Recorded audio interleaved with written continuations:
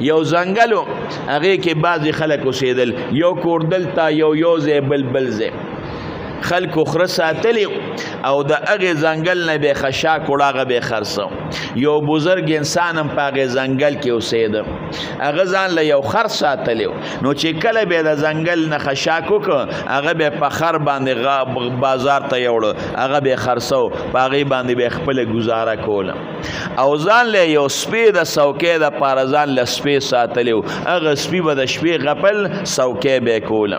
او یو یې چرګ ساتلی چرګ نو چرګ به پیشمنی واس کو نو چې اذان به کو نو دا سړی به پاسې تهجد ولا تهجد به ښځې کول دبم کول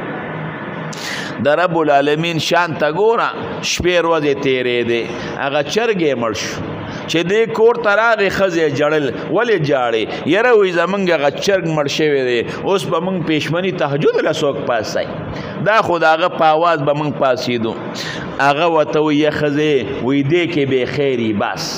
بس صبر به کوو واصبر علی ما اصابک دې کې بې خیري ښځه چپ شوه نو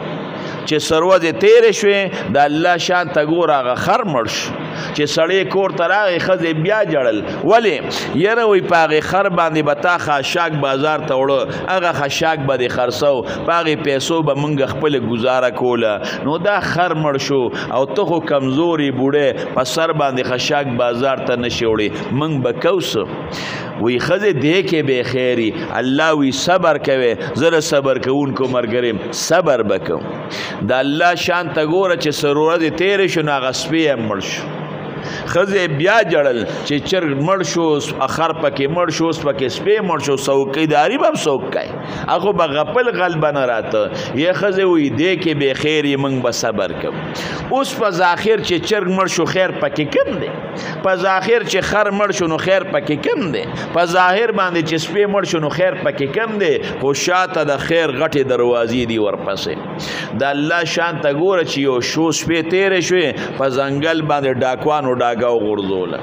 غلو په ډاکه وغورځوله یو کور یې لوټ که بل کور یې لوټ که بل کور یې لوټ که غلو ته څه پته چې دلته کور دی چا سپی ساتلی هغه به غپ غپ کوله یاره دغې ځای نه سپي غپا راځي چې ګوړ کور شته هلته به لاړل چې چار چر ساتلی هغه به بانګونه وي غلو به ویله دغې ځای نه چرګ اواز راځي معلومیږي چې دغلته هم دغه شته کور شته چا خر ساتلی هغه به چغې والې یاره وایي دغلته هم د خر اواز راځي او چغې راځي پته ولې دلته هم کور شته د دوی په کور کې نه خرو چې اوازې کړی نه چرګو چې اوازې کړی نه سپی چې هغې اوازې کړی وې د دوی کور همدغه شانته سالم پاتې شو غلاړو رانلل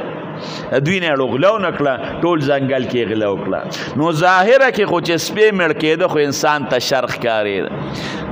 چرګ چې مړ کېده خو شر و خر چې مړ کېده خو شر و خو وروڼو وروسته ورپسې څو وروسته ورپسې خیر بعضې وخت کې به یو شی تا ته شر ښکاري لیکن هغې پسې به خیر